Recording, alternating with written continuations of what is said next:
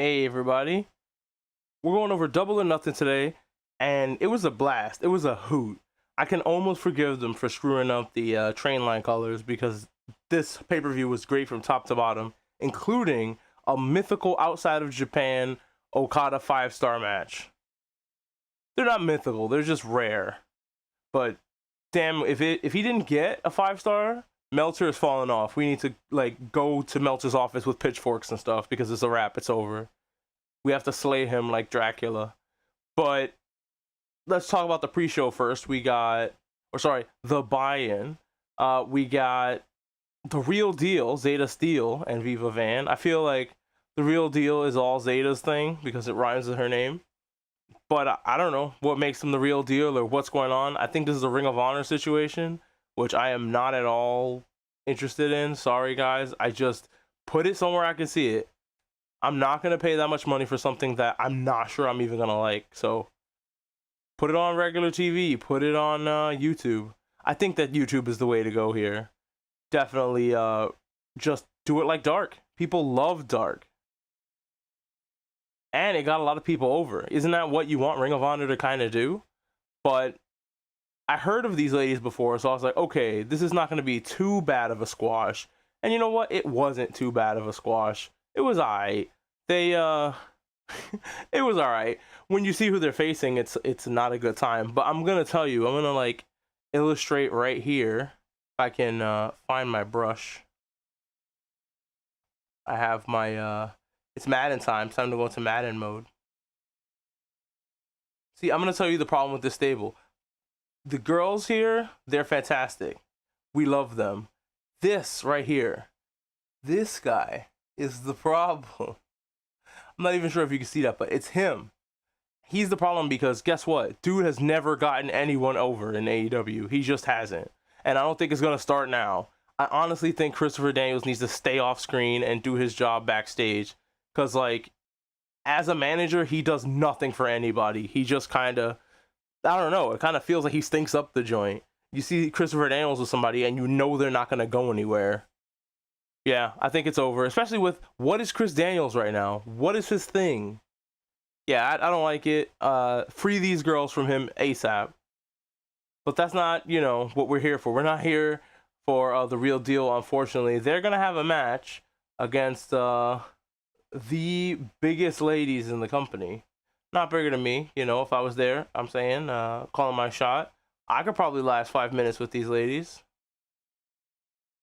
Just based on the fact that I'm about the same height as them. Because maybe that's what's going on here. Maybe these two ladies are not losing because nobody is their height. Call Tony, let him know I challenged them for the open challenge. Just me by myself. But no, I think they did great as usual. And you know what? There was actually a variation in this match. It wasn't just big ladies kill everybody and they go home. Which I understand is a big issue with a lot of people right now. They are literally holding a gun, shaking and crying to Tony Khan's head. They just want a women's show. I think that they're not going to be happy with just more women's matches. What they want is a women's show. And unfortunately, the people begging for it are not going to be the people that's going to watch it. I feel like a lot of people want stuff, but will not turn out for it when it matters. So I really want the ladies to have more time, but the gimmick is that they're huge and they kill people really quick because they're huge. So I don't know. I think that if you did, in fact, put the belts on another team, you get more time. You get more women's stories being explored just based on the fact that the storyline isn't these two women are undefeatable. I don't know. You can do something with that and make it interesting. Because right now, I don't really see that it is. The clock is fun, but I think we need more backstage with them. That's it. They're just the gods of the women's division, and they don't got nothing to say about it. I don't know. I want more for these ladies, but I feel like maybe they are in trouble in that I don't think they're the talkers. I think that's Penelope Ford, right? Oh, poor Penelope. She got hurt. But yeah, I think, you're going to get more women. I think everybody needs to calm down and let it happen. Let it play out. Tony's actually a guy that actually, does stuff when you wait for things to happen. Not all the time, because we still have the goddamn Death Riders for some reason. But it's gonna be okay, everybody. It's gonna be okay. It's not a crisis. And I thought this match was great. And like I said, there was a variation in it, which is, let's see where we're at here. The variation, this opening is really long, so it's hard to pinpoint the timestamps. So the thing with these ladies is that, check out that time. The match is finna end, and they almost lost the time limit, which means, like, I don't know what that means. If they survive past the time limit, do they get another title shot without the time limit? Because this is the title match, right? Or am I insane and this is just an eliminator? Whichever is the case, I really do love the timer clock. I think it looks great with the light glowing and the lady logo. It's very good. It's very good. And also Megan Bayne, it just has great iconography, and I think that she's really helping her tag partner, like, because they look so different. I think that it's good that you get them to, like, stand out. Whereas FTR had the problem of people going, yeah, that's FTR dude and FTR dude B. And then they just started calling them FTR bald and FTR hair. And then we've now landed fully on FTR gun and FTR hair. I mean, FTR bald, sorry. He also has glasses now. I think that Dax wearing glasses is 10 out of 10 heel work. I don't know what it is, but him wearing glasses, he just looks like a Karen to me. But yeah, these ladies, they're starting to lose their luster. 45 seconds. I like that. I'm digging where this story is going. It's going there slowly, which is Tony's real problem, in that he doesn't know how to just shit or get off the pot. Like, Tony's draws these storylines out so long that by the time it's time to shit on the pot, the person who's in the storyline has been wrestling for weeks and is now injured. How many times has that happened? Tony, just do the thing. Pull triggers, buddy. Pulling triggers is gonna get people to actually watch, instead of looking at their watch and going, okay, when is this storyline gonna conclude? So come on, I like that we're starting to speed things up and be more snappy, but I think we need to add more pull triggers, at least one pull trigger an episode. But he likes to wait the whole month and a half until the next pay-per-view, which is fine, but, like, you gotta get a reason that people watch, like, let's say Collision. If you pull a couple triggers on Collision, people start watching it. But I love this angle. It's pretty cool. Then you had what I like to call the swan song of the ops. By the way, this match, even on Cage Match, it doesn't get a rating because it's under 5 minutes, and I'm like, you know what, I respect that, so I'm also not going to give it a rating because it's under 5 minutes. We're going to rate things like a test. I'm not out here to give snowflakes. I'm just out here to watch as a fan, and I'm not out here trying to tell anybody how to do anything, except for Jon Moxley. Get more interesting, bro. Literally, that's my only advice as a fan. I can't really give them wrestling advice. You know, I can't really be like, you suck at wrestling, kid, because nobody does anymore, and I'm just a person watching this. But what I can say is, I am not interested in X, Y, and Z. And the ops, luckily for me, even though it was by the Death Riders, seem to have gotten destroyed. Let's see if I can get that timestamp. One day I'm going to do this like bam and land on it perfect. That's a pretty cool visual. But yeah, the ops versus the Death Riders, it's kind of a foregone conclusion, right? I don't even think they needed to have this match. This match was just so we can get some Shibata on TV, which, listen, every time I get Shibata on TV, I ain't going to be upset about it, because I love Shibata. I think he's fantastic, and he's the best member of the ops. And Samoa Joe is in it. I love Joe, but he, like, wrestles very, what's the word? He's starting to wrestle his age, and it makes me, even though, like, he kicked some ass and brought back some stuff and did some awesome stuff tonight, I'm worried about how long we have with Joe. Because I can see him totally just going, okay, I've helped all I can help. I can't help no more. I'm going to go and do more Hollywood stuff. Because he's a fantastic actor, voice acting and on the main big screen, which is probably why, if I was them, I would have let Samoa Joe use his actual voice for Sweet Tooth instead of dubbing over him, because Joe has an incredible voice. But yeah, Death Riders win. I don't know what you want. There's nothing really here to talk about. It was the match, and it happened. This is my least enjoyed match in the buy-in, and the first match was 5 minutes, less than that. First match was a squash, and I was like, yeah, nah, this sucks. Anyway, back to the back to the squash match. I know what it sounds like. I am not enjoying myself so far, but oh boy, was the match was pretty good. I just could not tell you what happened in it other than the Ops lost. It wasn't particularly memorable.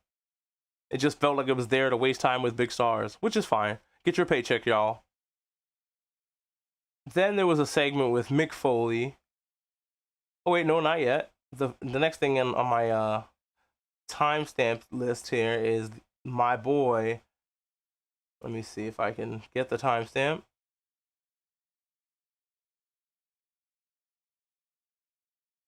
This is not even the right. Oh, that's just the thing before it. There we go. I wanted to do something with you guys. In fact, I love Shane Taylor's promotion, and I think Shane Taylor promotion has the best music. Like, goddamn, they have some of the best music in the company. But I'm gonna go back to the start of their entrance, and we're actually gonna play this through. And I don't want to get into any trouble here, but so I'll make myself really big so that Tony is like, "Hey, what you doing?" So I'll make myself really big to kind of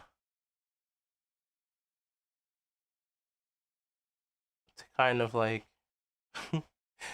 this is like my own personal like filter of the thing. Let's be up here, because what I want you guys to notice is the bottom of the screen. So we got the entrance. The music is badass. It's thumping. People out here, hot fire. Also, I love that the stage is a giant New York scaffold. We do get a shout out for the city of New York and their scaffolds. If you always wonder why there was so many in New York, I forgot to edit out the Christopher Daniels. There we go. If you're wondering why there's so many scaffolds, it's because New York is too cheap to pay to replace the bricks, and it's cheaper to have scaffolding and pay the fines for that than replace the bricks on the old buildings. But did you notice something about this entrance? It couldn't have just been me. I can't be like that blind that I didn't notice that STP here didn't get a freaking nameplate. What the hell? And they did so many cool poses waiting for a nameplate to pop up, and nothing happened. It's like when you're playing SmackDown versus Raw and you accidentally forget to put the nameplate in. So put some respect on Sean Taylor and his promotions, please. Get them a nameplate. But now that I'm done with that, I love Sean Taylor promotions, and I think that they need to be on TV more. I think we need to get them out of the Ring of Honor doldrums. There's a lot of people that don't deserve to be in Ring of Honor. And I know that sounds harsh. It's just that I feel like, you know, I think I mentioned this before, but everybody doesn't. This might be somebody's first stream. So I think that if you wrestle, if a wrestler wrestles in the forest and nobody's around to watch it, does it happen? Is it fair to make these guys put wear and tear on their bodies and nobody's watching it? And like, yeah, I get it's like, oh, some people are watching it. Not the vast majority of your audience. They're not going to pay for, you know, Ring of Honor. Now, I think a big news story that broke this week is that Tony was saying, hey, I want to make my AEW a hub for all wrestling. I want to make all wrestling more easily accessible, which means that's it for Triller. Everybody pour one out. If you will, clear your throat and sing It's So Hard to Say Goodbye to Yesterday by Boyz II Men, and pour that 40 down on the concrete outside for Triller.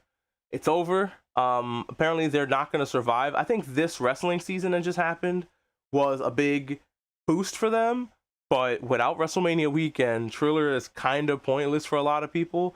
But if you have my AEW and you can access AEW stuff and indie stuff and Ring of Honor, then I think you have a reason to have Ring of Honor and keep it around. The problem with my AEW is that it's not available in the United States where they're based. So this is not helping you there. That's a problem, and I think they have to make some sort of television rights deal in order to do that, and they won't be able to put like Dynamites on immediately. I think Dynamites might have to wait like a month or two before they're uploaded, so it won't be like, oh man, I missed Dynamite, let me turn on my AEW. I think that there'll still be some rights issues with that, but I do believe it's time for my AEW to be accessible to everybody. Just don't let Dynamites be accessible to everybody. I don't know how hard that is to achieve, but considering it's a outside of America only thing, it sounds kind of doable. But I'm not a tech bro, so I don't know. It's just something I noticed. Also, we're getting our boys here, getting their New York pop. I remember now, like there was Big Boom AJ and the conglomeration are here. At first, I thought it was just, you know, the Rizzler with the conglomeration, because you know he has his little Orange Cassidy jacket. They're down. Also, can we get the Rizzler a Rizzler version of Orange's shirt, please? Because I'm sure the Rizzler could sell that as merch and like have his own ProWrestlingTees.com store. I know they're not affiliated with AEW, but it'll be a nice way for Rizzler to make some side cash. But this wasn't the problem. I was like, okay, I don't know where Big Boom AJ is. He's from the area. I watched him in Indy there when I was back in the States before I moved to bumfuck nowhere, Canada. I went to see this guy in the Indies, and I just like, man, this guy is like John Cena with how popular he is with kids. It's something I thought back then. So seeing him finally get a shot and get on TV and kids actually love what he's doing, incredible. I'm so happy for him. I'm happy for 9 out of 10 New Yorkers who make it big. There's one New Yorker in particular that you all know that nobody likes and nobody should like. F that guy. But all the other New Yorkers except for that one, pretty good, pretty good. If you're wondering who I'm talking about, I'm just gonna, it's a politician. It's a politician from New York. That's all I'm gonna say. I don't want to talk about that here. I just want to have fun and talk about wrestling, though. But fuck that one politician. Anyway, so I was having a great time. I also love the way when the nameplates do show up, actually, that they're like on a subway, like on a subway entrance. These are the entrances, if you've never been, that on the side here, like in this area, or around this area, more like, you enter the subway and you go down into the subway. These lights on top of it, though, are not on every one of these, because some of them are in the hood and they just don't feel like furnishing the hood. So I've only ever seen these like downtown. But yeah, awesome. And I don't think they look like this. I do believe they're green to catch your attention, to be like, hey idiot, this is the subway. So I love that. We're having a good time, living our life, having an entrance, and then the goddamn, let's see if we get a close-up shot of it. But there's a Viva Coco, Viva Coco Humunculus. Vita Coco. Like, I've remembered this. This is absolutely a New Yorican classic right here. The problem is, I don't want homunculuses in my AEW wrestling. Get out of here. We got banners on the sidebar right here. Right here. We are fully aware of, you know, your product. Here on the ring when we get to it, we don't need you. That's unnecessary. So let's, there's even, I think they're on the ring post. Or I think that they changed the screens in the back here. That Athena broke one of earlier, which I love when wrestlers break the screen. I think it's the coolest thing. But let me see if I can get a square.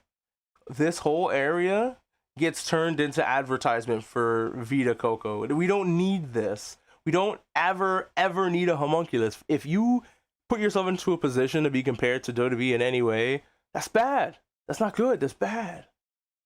But maybe I think Tony is like, to fit in with sports, we need a homunculus. Not true.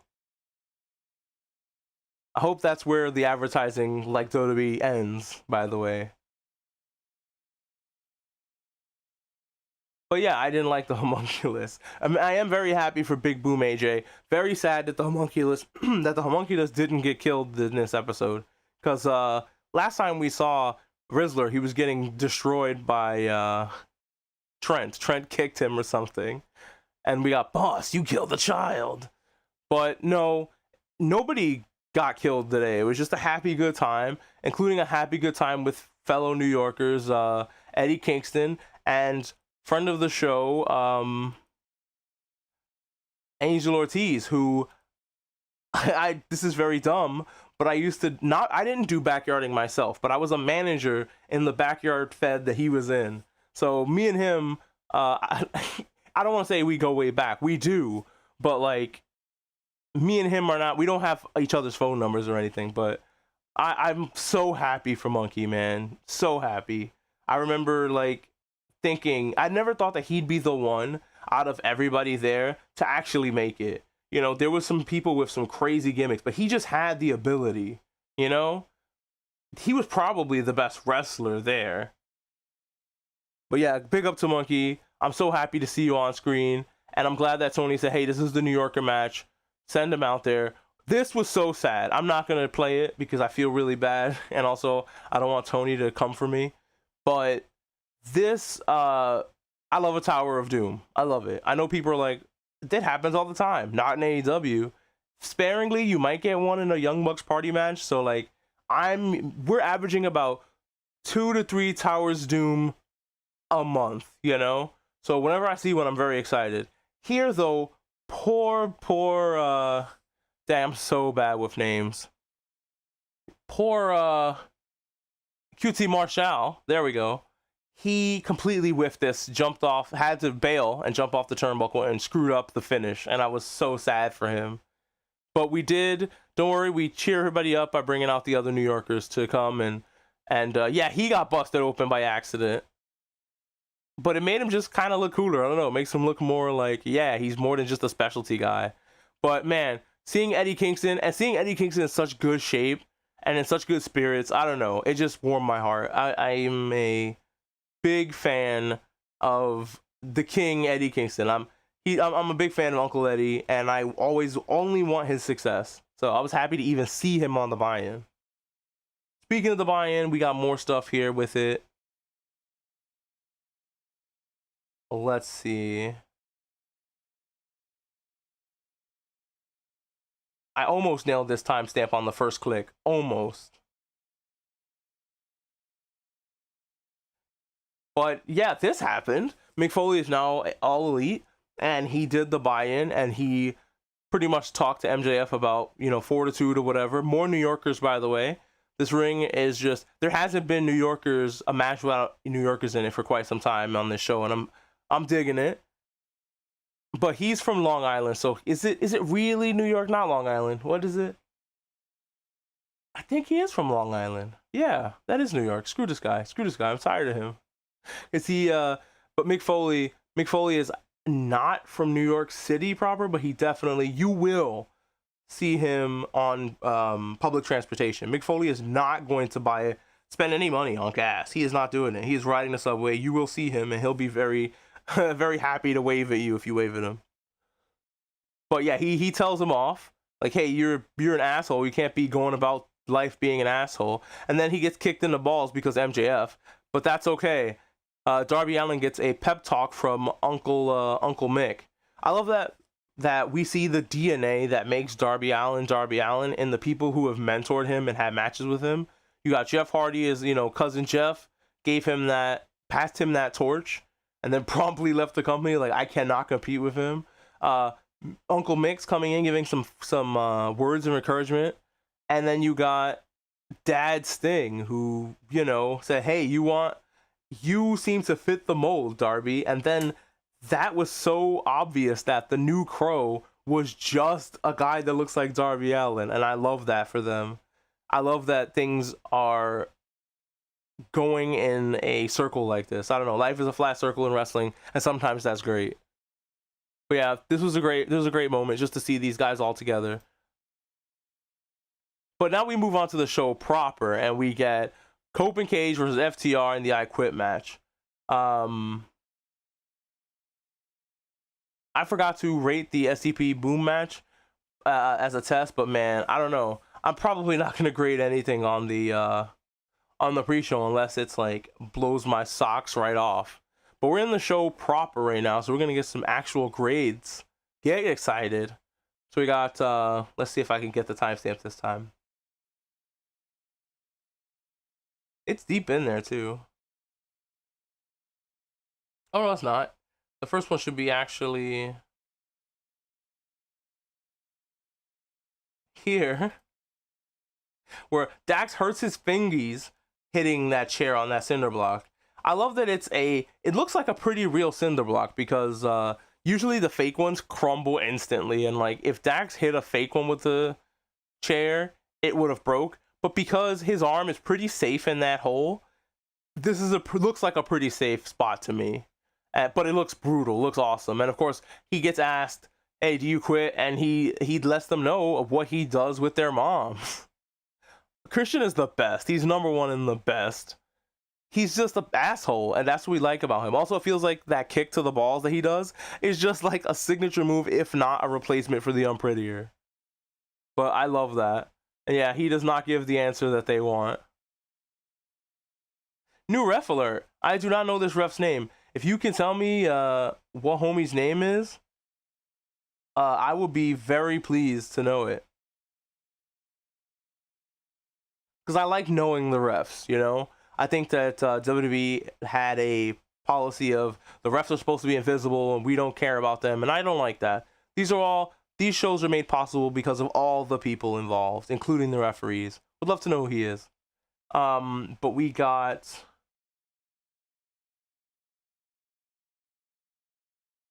Stokely, who's feeling himself here. He is so happy. Life is good for Stokely in this match. Also, considering this match was a hardcore-ish match without the ability to do a lot of blood stuff, it was good. It was actually a good match. The finish was kind of, I will say, Spike looking so obviously fake today really hurt the finish, but it's hard to really pay attention to that when, you know, what I'm about to show you happens.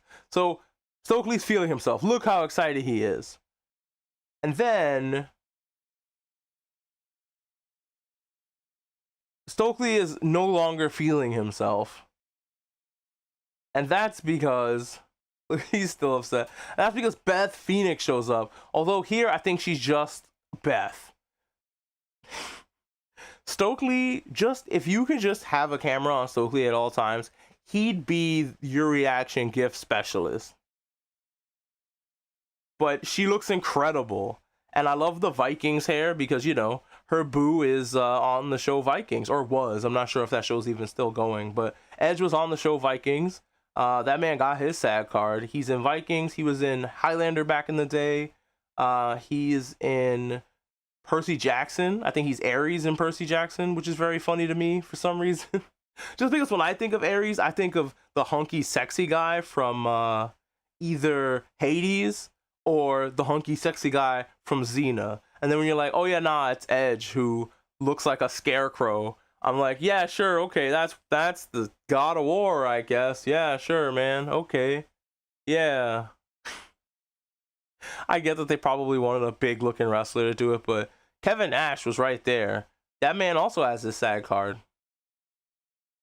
But yeah, I love her hair. I love that she's still jacked as fuck. I love that the face paint she got going on is giving me Luna Vachon vibes. I love everything about Beth Phoenix, and I wonder if she's not going by Beth Phoenix, can we call her Beth Firebird? Because I'm okay with that too. She came out to get her revenge against FTR, and I'm so glad to see her. I don't know if she's on the show in AEW proper. She didn't get a graphic, so probably not. She was probably just here to get her revenge. But she showed up looking like her and Natty can open up that MMA, that like worked MMA promotion today. Like if they both wanted to do that, I'd be on board. I think she looks incredible, and that she can still kind of, not if she does, she probably doesn't want to work anymore, and if she does, that'll be cool. But I can see her just being on that show with her presence because she looks so cool. Come on, Beth, you can't waste this look. It's so good. Oh man, imagine if she was the mouthpiece for the Goddess tag team that's the champions. Oh my god, that would actually be a really good role for her. But yes, the Glamazon. I also miss her doing her taunt. That taunt is like top 10 wrestling taunts is the Beth Phoenix raising up the Phoenix taunt. But yeah, this was awesome. If I had to grade this match like a test, I gotta give it a B- for the really fake Spike. Spike looked awful. Also, I gotta give it a B- because even though I love Beth, she was just not in position at any point, and she tried her best. But when she was actually in position, it took her a minute, but she got there and everything was fine. But yeah, probably a B- for this match. What did Cage Match say? Let's see. Let's see. That's the buy-in. I'm on another screen with Cage Match. Let's see. Okay, the I Quit match. That match got an 8.25, which is pretty good. That's a really good score. It's a green score. It's not even. That's about what I gave it. So that's cool. That's cool. I'm glad that we're on the same page so far. Cage Match. But anyway, time for the next match. Wait, I think I might have some more stuff in this one. Some more. Yes, I do have another timestamp in this particular match. Oh yes, of course. So the Flaming Table. I love this spot. I love that we get this spot from the Edge versus Mick Foley match while Mick Foley is now in the company. I thought that was cool. And I love that it was better this time. Like, I personally thought that the Edge versus Mick Foley match was mid and that the fire table spot was the best part. So I'm very excited to see that they at least did this bit. And I love the shot of Dax setting it on fire because it was like it went up from his midsection and it followed the flame across the table. And I think that AEW is doing spectacular camera work. And there's another cameraman I got to give shouts out to here during the Women's Owens match later. But yeah, the fire spot was great. It explains this why Stokely is wearing this Darth Vader-esque jacket. And I was like, man, I wonder if Stokely was always wearing that jacket just to get us used to it. So when he takes a fire bump, he'd be okay. Because, yeah, you need clothes to take the fire bump. Because you usually have some, fire retardant gel on. And then, like, some sort of fire retardant layer under your outfit. But I like this a lot. I wonder if Stokely's going to ditch the jacket. Even though I really like the Darth Vader one. Let's see if I can actually get a shot of the shot with Dax I'm talking about. Yeah, that's fucking awesome. Yeah, I'm not going to spoil the whole thing. I don't want Tony Khan to, fish hook me. So we're going to move on. And Okada versus Takeshita. I'm not even going to say much about this match, except if you haven't seen it, you need to. This is a match that if you haven't watched any wrestling this year, this is the one. This is the match. 5 stars. 5 stars. This match was incredible. I love how they played off each other and they wrestled like they've done this dance before. Like they've danced so often that they kind of know each other's stuff and what everybody's going to do. It was an awesome match. A match that Takeshita ended up winning. So give this match a watch. 5 stars. I got to give this match a 10 out of 10. I thought it was fantastic. An A+. If I'm not just an A+ on the test, I'm giving this an A+ with a little gold star and a see me after class for a pizza party. But what happens next? What happens next is the problem. So you probably already know what happens, but I'm gonna have you guys go through what I went through when I was watching it. These guys, Kyle came out. I started screaming, losing my mind. Oh my God, Kyle! Kyle is back. My boy Kyle. Kyle gets in the ring. He hugs Takeshita, and I believe 100% that this is a real hug. These two are legitimately friends, and I can see Kyle actually legitimately embracing his friend after not just wrestling Okada, but beating him and kind of like surpassing him in the fact that he won the title off of him. This is a big deal for Takeshita in his career, and I'm sure Kyle actually wanted to, hug him in this moment. So I think that, yeah, this is a real hug with real feelings, but then he's like, all right, back to business. I gotta fake up the hugs. Because I don't know. It just felt so real, and I don't think a lot of that is due to acting. I think a lot of it is due to actual feelings. Takeshita too. When he saw him, the smile he had on his face. But yeah, it's Also, we got an I love you Shawn Michaels moment with Takeshita bowing to Okada before saying goodbye and trying to kick his fucking head clean off his body. Love this match. And I wish that there was love though in the world. So I'm going to show you my reactions on tumblr.com when I was posting on Tumblr. I was also posting on Blue Sky, but here's the one from Tumblr. If I could find it. Nope, that's the wrong one. Hi guys.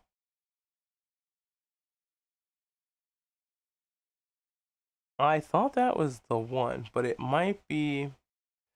I'm trying to figure out how to do this. You're seeing live. Me trying to figure this out. Okay, here we go. So, it's supposed to be showing up. What the devil?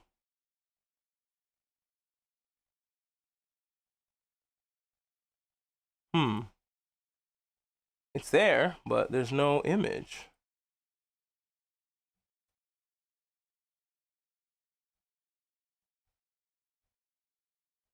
There I go.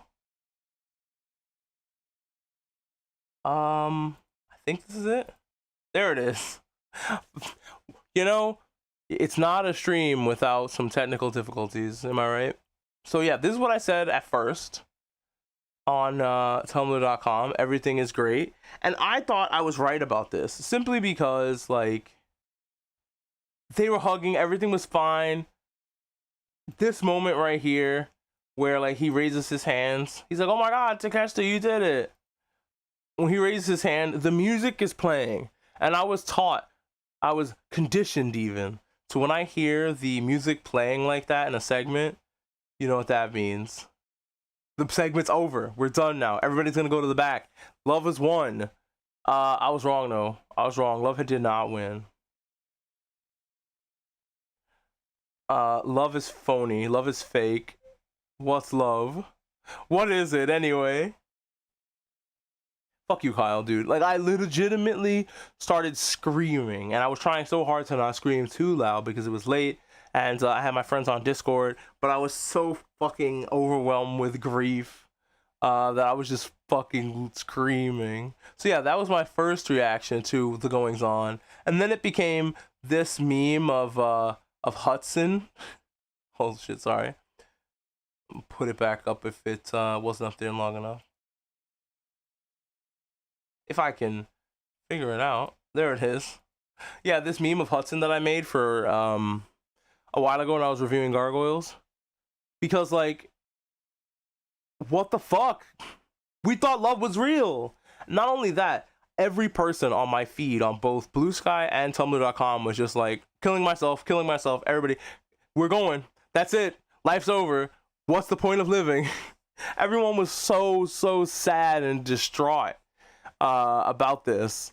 That damn, you got us, Tony. You got us. You did it. Good job.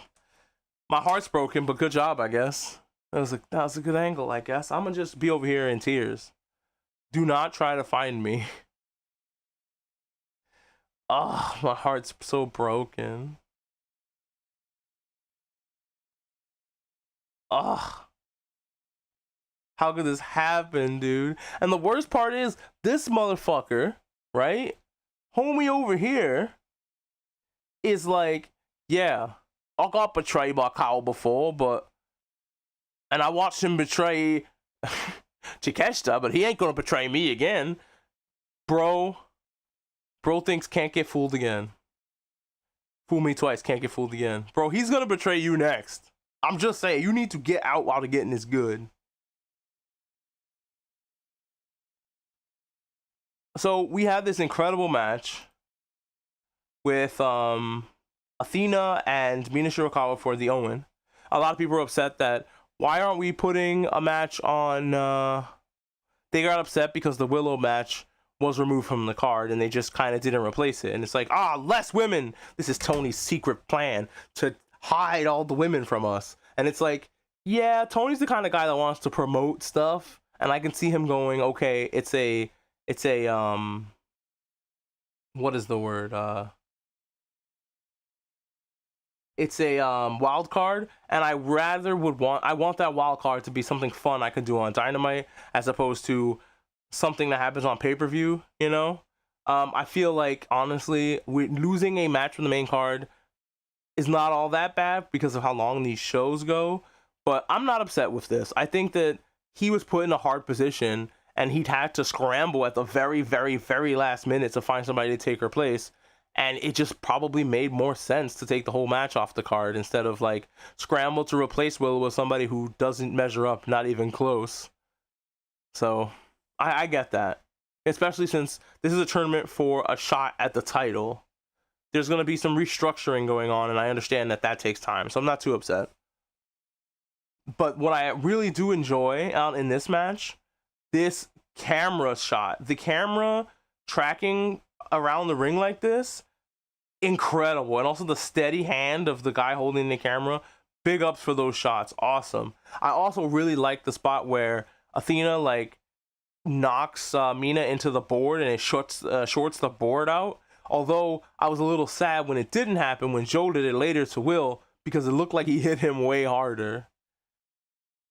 But maybe Tony saw what happened to the first board and went, hey, somebody reinforce those boards out there after this match, because we need them for the rest of the night. But I love when the board breaks, and I wonder if it's like real break of the board or if it's like worked. Like they had a thing backstage where they went, hey, I'm gonna throw Mina into the board, can you like make the board show it out? Also, I love that but maybe not, because when Athena did it, it looked like she was surprised by it too, like, oh shit, did I break the board? So I thought that was really cool. They don't have that even in the highlights, so I don't think it was on purpose. Great match though. If I had to grade this like a school test, I would give it an A. Absolutely A of a match. Let's see what's Cage Match thought.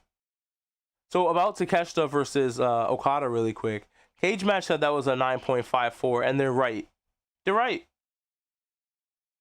That's like nearly a 10. Almost a perfect match. Personally, I'd say it's a 10, but we're very close in our opinions. Cage Match. And for the women's quarterfinal match between Athena and Mina, that one got a 6.67, which is like, why? That match was great.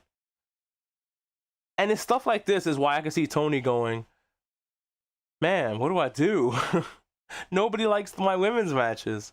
So yeah, I can see that he's a rock in a hard place. I hope this is just, I don't know why this is the way it is, but are people just upset because it's the only match on here for the women, so they're downvoting it? I don't know. I don't understand why you give that match a 6.67. 6.7. I'm sorry. I'm so sorry. Okay, so we got Jon Moxley versus Kyle O'Reilly. I'm gonna be real with you. I don't care. I don't care, because Kyle was the better man in this match.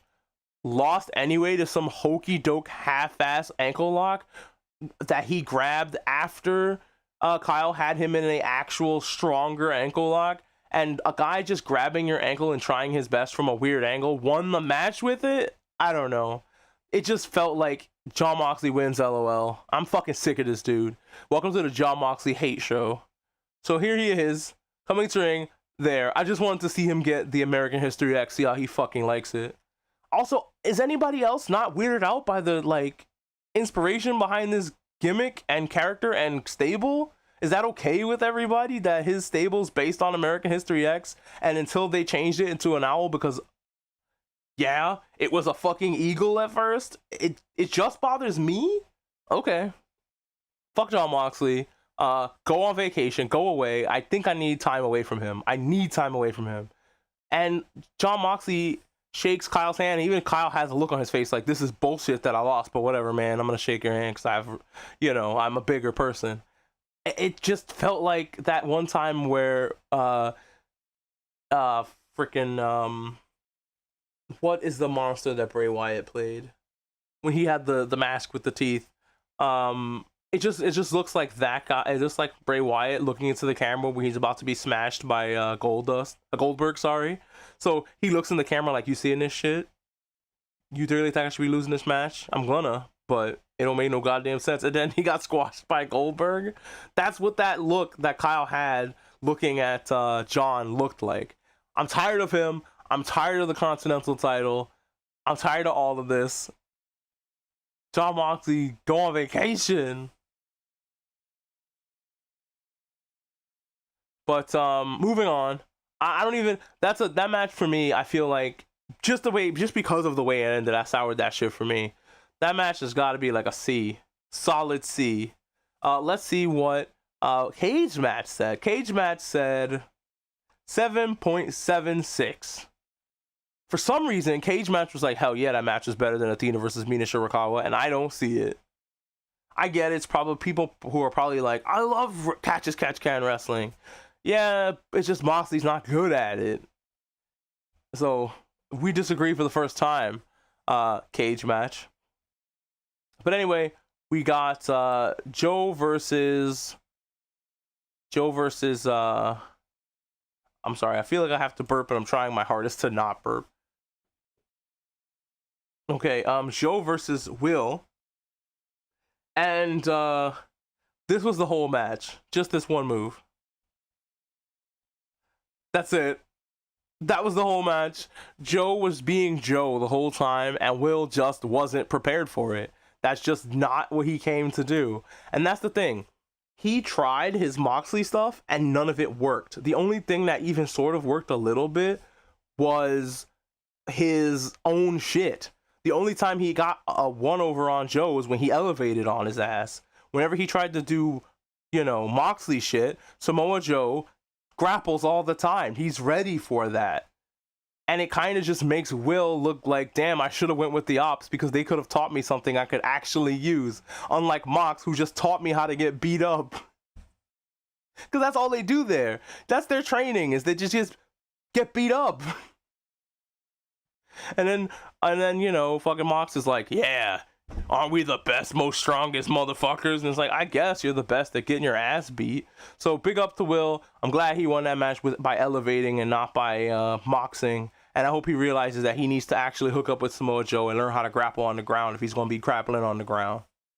Because Joe can do a more ground-based martial arts, mixed martial arts style, but he's still fun to watch.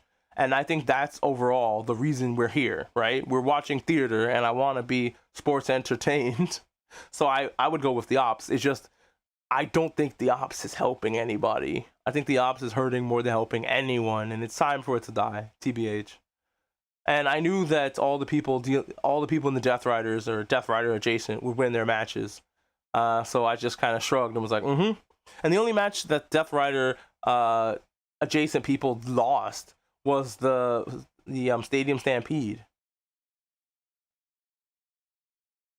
which, I think that the Elite has had probably the most appearances in those matches, and Jericho, so they're not gonna lose. They actually know how to fight those matches, and it's refreshing to kind of see that kind of thing. If you think about when Kane would have an Inferno match and he'd fucking lose every single one of them, probably because Kane had a sleeve you can put flame retardant material under, but he lost all of them, and they were like, "Oh, it's his signature match. He's a shoo-in to win this." Is he? He never wins them. So yeah, that match was fine. Like, I don't really have much to say about it other than I love the story in this match. Actually, this match is the best story, I think, of the night. In the match, I mean. So you got Swerve is incredible. Look at that. That's incredible. That's some fucking Naruto shit. Incredible, Swerve. Speaking of other properties, your boy is dressed like Michael Jackson. I didn't know at first. I was in the bathroom when he came out, so I didn't see his entrance. But I did see his, I asked, hey, what is he supposed to be dressed as? And then I noticed, on his side, it's written, Dangerous is written the way Michael Jackson used to write his signatures. He has the socks with the black boots, and apparently he came in with the Beat It jacket, which for some reason, Beat It is back in the zeitgeist. And I understand that the Michael Jackson movie just came out, but Beat It as a song has been popping up on like my shuffle and constantly, and I don't know why. It's back, baby. The algorithm is like, I guess, trying to promote the movie. But yeah, big fan of this Michael Jackson outfit. Love the see the signature there. It reminded me of the, if you ever seen Moonwalker promotions or whatever it was. I think Michael Jackson has his own company called Moonwalker, and the logo is like his shoes. So like that's and his signature from what I remember. And also Dangerous was a name of a Michael Jackson song. I'm not sure if it was an album, but I do know it was a song.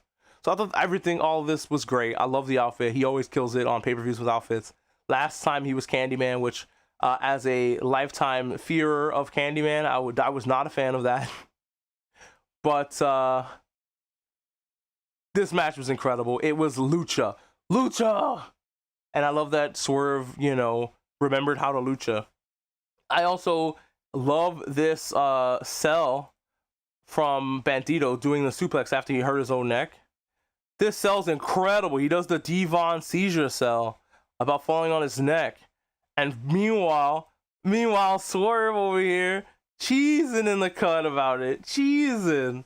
So yeah, I love the story in this match too. I love that Swerve used his brains to win this match instead of being, trying to go brute force. I'm dangerous. I'm brute forcing this. He used his brain. I'm a big fan of noggin wrestling. I forgot to rate Joe versus Ospreay. I got to give that match, probably an A. Just a standard A, I think. It was a great match, told a great story. Cage match gave it an 8.56, which is probably a little less than mine. That's probably what, like a 85 is probably an A. So I think we're on the same page. Then the Swerve versus Bandito match, which is also for the Owen. And I was right about this one. I predicted this one correctly in that Swerve is now going to fight Brody probably. So I have no faith in whoever Brody is facing in the Owen at all. Because this match needs to happen now. And I don't know what happens. I honestly think Brody should win that match. But then what do you do with Swerve? Maybe you can do a story where Swerve is lost without Hangman. That would be an interesting story of Swerve needing to repent for his sins and Hangman helping him. That would be an interesting story, and I can see them doing that through the summer if you want to progress the story with Bandito, actually, with the story with Brody actually, coming into his own and finally becoming a superstar. I think it's time we pulled the trigger on Brody already. People love him. And unfortunately, the love is starting to wane. Like, there's not a lot. Brody's reactions aren't as hot as they were, and I really, really think you should have pulled the trigger then, Tony. You got to strike while the iron is hot. Not when the iron is cooling off and lukewarm. And with that, we'll be right back for a second.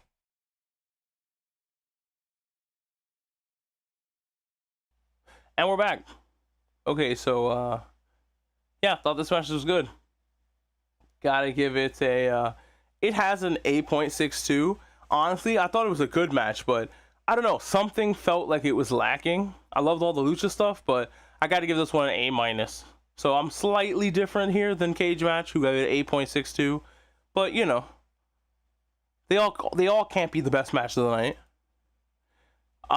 Tekla versus Shida versus Jamie versus Chris. I love this Fatal 4-Way. I love that finally Jamie and Shida, Chris and Shida have finally started their arc. We can move on with that story now, even though I loved petty, passive-aggressive Hikaru Shida. It's probably the best gimmick she's ever had. I love her. I love that she's so petty. And I love that Chris has no time for it. She's like, really, this shit again? I love it. It's honestly the most entertaining that Chris has been for a while for me. I feel like Chris goes through waves of being entertaining and fun to watch, and this was fun. Her I'm tired of this shit gimmick is fantastic. And Tekla is always good. Like, what do I say here? Of course. And Jamie Hayter, I feel bad for Jamie Hayter because she's awesome too, but she's like barely in this storyline. But she brought it in this match, and I love that you had two big, like, heavy hitters against two smaller ladies, and it really worked out here. especially because we got to see a really cool spot like this. Let's see here if I can find the timestamp. Oh, this version of a crossface is amazing, by the way. I would never want to have this happen to me, and therefore it is good. All right, one. There we go. So this was awesome. She does her thing. We're all like, oh, Tekla being Tekla, cool spider shit. And then just picks her up and fucking drops her. It's it. It's a wrap. It's over. Or almost drops her. You know how it is.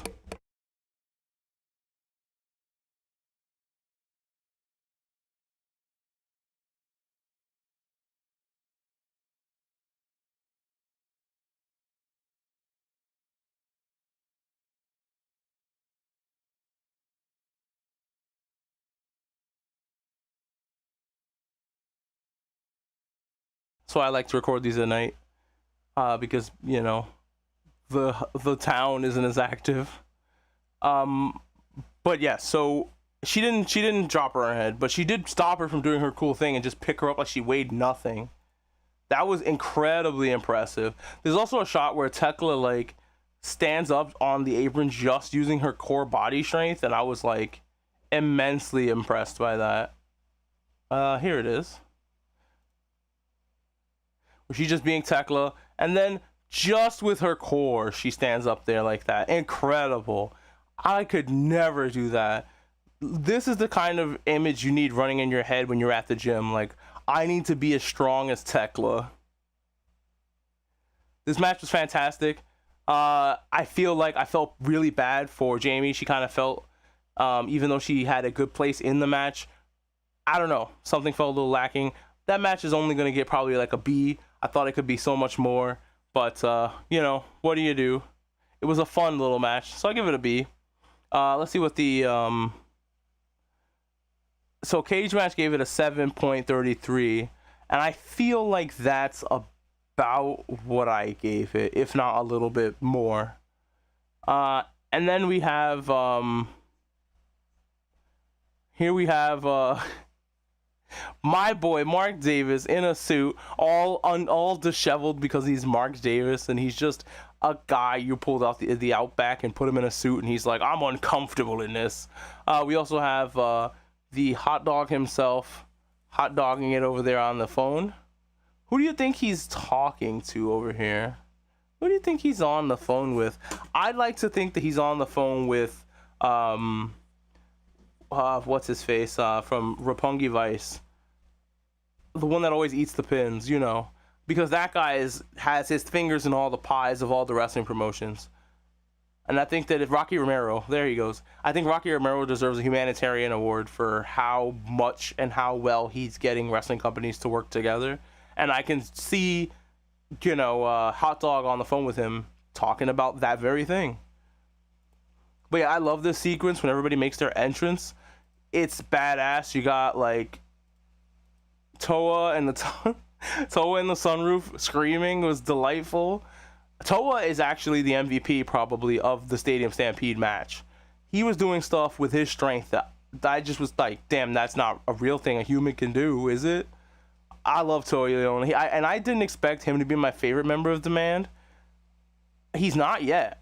But Bishop Khan, you got a lot of work to do to just you can't just keep getting by on how handsome you are, okay? Because Toa Leone is handsome too, and he's very strong. We're gonna need more from Bishop Khan. But we got these guys arrived in a stretch Hummer, the main Don Callis family. That's why he's sticking out of the sunroof. Look how happy he is. What a happy dude. There's Mark Davis all disheveled, getting out of the thing. I love they're also arriving in the rain. There's the Murder Hawk Monster arriving in what looks like just a standard truck / Hummer situation. Andrade's in the limo. Ricochet was driving the they were in the Hummer. I think Ricochet was driving the stretch Hummer. Awesome. And then you have this monstrosity that rolls up, that the freaking dogs show up in a monster truck. First of all, Finley. Do you guys even have these in Europe, bro? You don't have monster trucks in Europe, do you? Also, I love that it has an underlight. I've never seen a monster truck with an underlight like this before. This is the coolest goddamn thing ever. And they all meet up in the street. The Demand has on Ikatsuki jerseys because they are black anime fans. And if there's anything we like, it's the Ikatsuki outfit. The Ikatsuki pattern, we just, as black people, just kind of co-opted it into our culture. Thank you, Japan. That's ours now. We'll take that. But I love that that's their outfits and that they have the number 3 on it because, you know, the Demand. That's the hand sign. Why are you wearing a baseball outfit to a tennis stadium, Ricochet? I don't know, but here we are. Here we are. Including baseball outfit pants. You know? I got to give him credit, though. His baseball pants way better than the ones that the actual baseball players wear that are see-through and you can see all their pillars and stones. So Ricochet actually went and got some decent pants. He didn't go to Fanatics for his pants. But yeah, I love that entrance. And then they were like, hey, we're not done with the entrances. We got a full other entrance to go. We got to introduce Team Omega, which it's Jericho's team actually, but I love this shot. And I love Kenny realizing that, oh, I haven't smoked these in so long. It's not for me. But this shot of them all together, awesome, dope shit. I love the cinematography here. Whoever's doing all of AEW cinematography, I don't know if it's Darby. I know Darby's pretty busy. If it's sick Nick Mondo, if he's got a job doing cinematography for AEW, good on you. Whoever's doing it, please, they need a raise, please. Gotta love that Jack also brought his knife to this event. There's Kenny, who not used to smoking cigars anymore. I love these guys, and this moment though is probably my favorite moment of this particular vignette, when everybody put their hands in, and I was like, please put the cane in, and the motherfucker put the cane in. I love that also MVP was part of this match. You know, he's come a long way and he deserves this.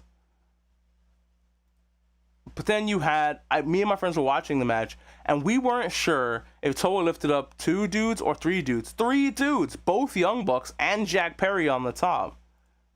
That's impressive. Yeah, there's the 6 pairs of sneakers. He gave a freaking Samoan drop to 3 motherfuckers. Toa Liona is the coolest, bro. They also kill Clark Connors here. He like fucking dies. I will just show you his cell job of that.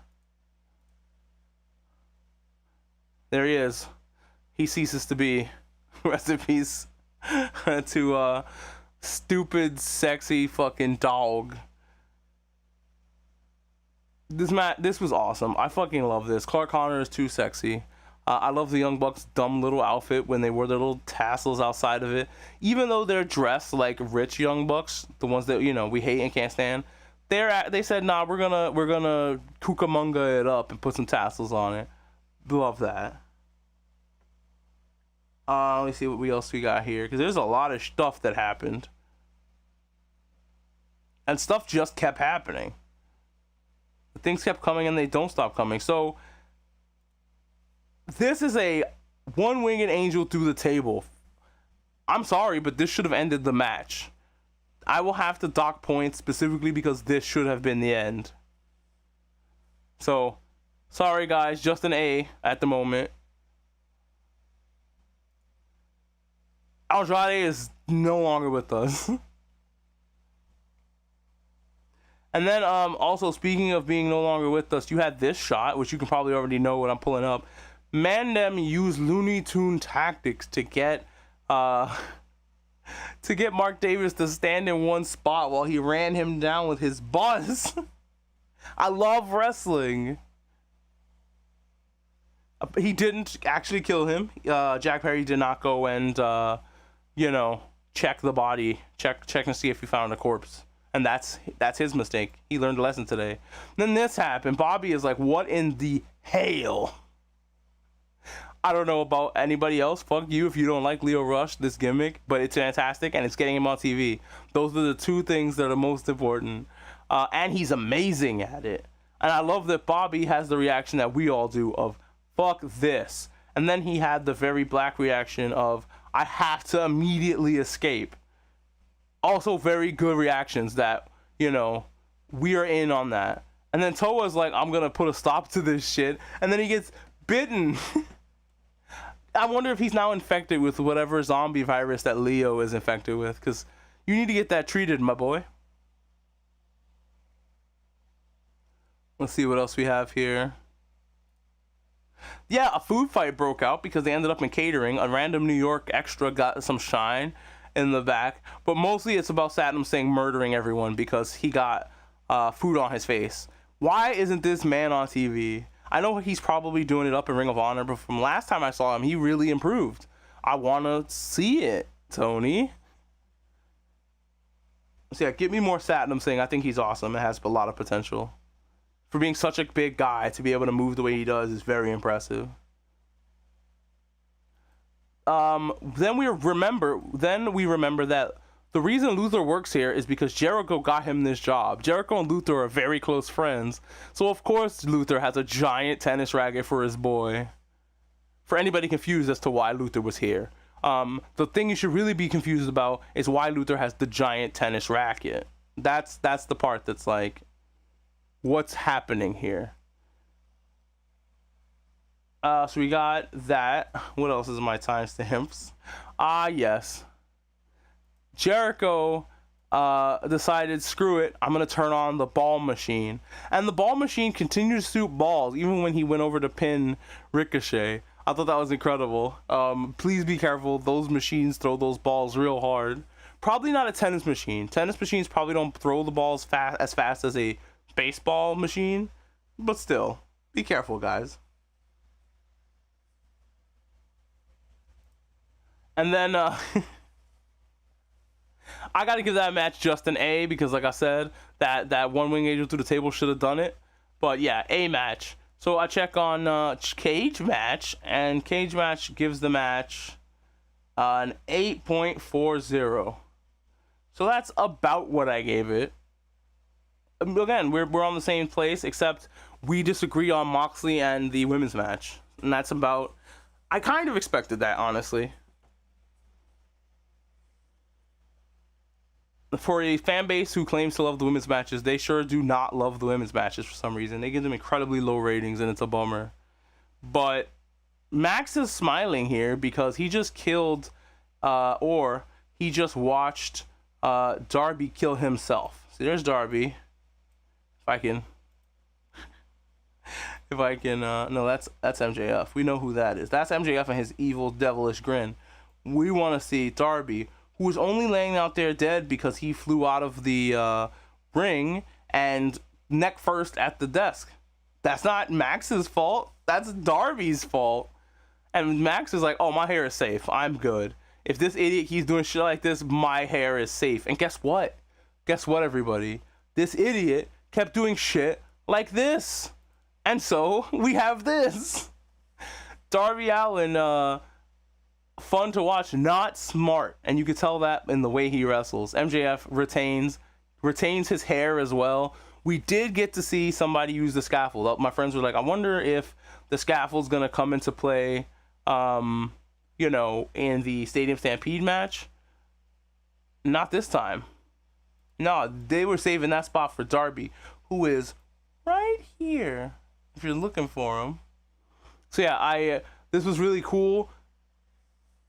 It looked really dangerous, and I thought the right person won this match. I gotta give this match, it was all right. Honestly, I think some of the matches on the show already outclassed it. So, man, I think the right man won. The scaffold thing was cool, but I don't know. I feel like this match left a lot to be desired, and it's probably because Darby is fucking exhausted and in a lot of pain from going balls to the wall. And he went so balls to the wall, the wheels actually did fall off, and MJF walks away with his hair. If this teaches you anything, Darby, it's to wrestle smarter in matches with stakes, my boy.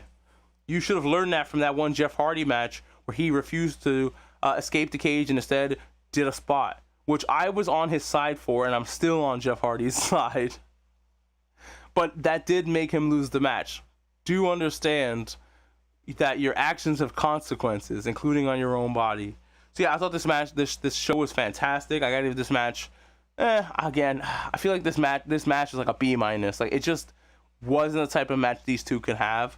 So I'm gonna scroll down and see what Cage Match thought. Wow, Cage Match thought way higher this match than me. Cage Match gave this match a 9, which, if it's in my scale, would probably be like an A plus. You know, probably just a high A, like an A and a see me after class for an A, and I'm gonna call your parents, but not for anything bad, just to tell them you did really well on this test. Because you only get the see me after class pizza party if you get, like, you know, an A plus. So this, yeah, they gave the call to the parents and said that, hey, your son had a great match. But with me, I don't know. I gotta say it's a B. I feel like it was, to borrow something from NJF, a little mid. The match wasn't bad. Do not take that to say this was bad. If a match for me was bad, it'll probably be like a C minus or lower. This is a B. It's a fantastic match. Just, I don't know, man. Something about it. But I did get to see lots and lots of, like, cool stuff happening. And even I think I saw one of my friends in the crowd. Not one that told me they were going to the show, but I just was like, oh my God, that's a friend of mine that's in the crowd. So that was cool to see him in camera. They did one of those things where they put the camera on, like, in his face, and he's like, wow. So it was really cool to see him at the show. Love New York shows. Love New York. This show was fantastic. If I had to grade the whole show, this show was an A. Solid A show. And go out of your way to watch the Okada Takeshita match and the heartbreaking aftermath, because sometimes you need to have your heart broken. Sometimes you need to have suffering to have some joy. Sometimes you need a little rain to get the rainbow. But yeah, that's it for me today. I talked about this. Well, that's it for me talking about this show. There's still wrestling news I got to get to. Also, Kevin Knight is evil now. That also happened. But I want to talk more about this on after Wednesday when we get more information about what's going on. When he has his Why Kevin Why promo, then we'll get more into that. But let's talk about the news. And first, Nikki Cross and Damo of Wrestlers Are Stupid, I Don't Know What to Tell You fame, have acquired Progress Wrestling and co-ownership of Defy. This is huge. This feels like we're getting territories again, because we got we got My Little Pony Wrestling up here in Canada, and because they want to have, like, look, we want to have a super indie in this country and in this country and in this country, and we don't want WWE's grubby little greasy hands all over them. Yes, good, yes. I'm hoping that because Nikki Cross is part of these things, we'll have a lot less motherfuckers involved in the speaking out movements in BritRest going forward as well. So I'm very excited to see what the future holds for these two and their promotions. I'm excited to see if Progress makes a deal with AEW to get on my AEW, because that would be a really good acquisition, and it would be a really good way to get your product in front of eyes. So I'm very hype about the future of wrestling and the future of wrestling outside of the World Wrestling Federation or the World Wrestling Entertainment, which, that sounds fucking dumb. When you refer to them as an entity, calling them the World Wrestling Entertainment sounds so stupid. But we're going to talk about some WWE news, as you can see in my tabs. So we gotta hit the soundbite, if I can find it. Oh, there it is. Hey.